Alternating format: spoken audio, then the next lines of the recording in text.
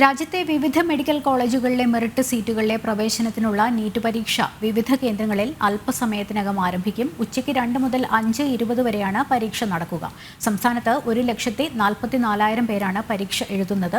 June 14-ന് പരീക്ഷാ ഫലം പ്രസിദ്ധീകരിക്കും.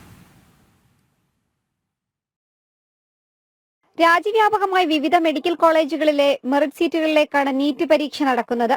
മെഡിക്കൽ പ്രവേശനത്തിനുള്ള നീറ്റ് പരീക്ഷയ്ക്കായി വിപുലമായ സൗകര്യങ്ങളും ഒരുക്കിയിട്ടുണ്ട്. ഉച്ചയ്ക്ക് 2 മുതൽ 5:20 വരെയാണ് പരീക്ഷ നടക്കുക. സംസ്ഥാനത്ത് 1,40,000 പേർ പരീക്ഷ എഴുതും. കേരളത്തിൽ 16 പരീക്ഷാ കേന്ദ്രങ്ങളാണ് സജ്ജീകരിച്ചിട്ടുള്ളത്.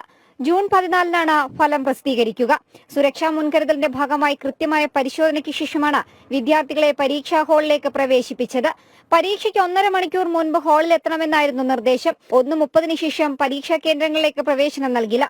MBBS, BDS, BAMS തുടങ്ങി 7ഓളം കോഴ്സുകളിലേക്കുള്ള പ്രവേശനമാണ് നീറ്റ് പരീക്ഷയുടെ അടിസ്ഥാനത്തിൽ നടക്കുക. നാഷണൽ ടെസ്റ്റിംഗ് ഏജൻസിയാണ് പരീക്ഷ നടത്തുന്നത്. ജനം, തിരുവനന്തപുരം.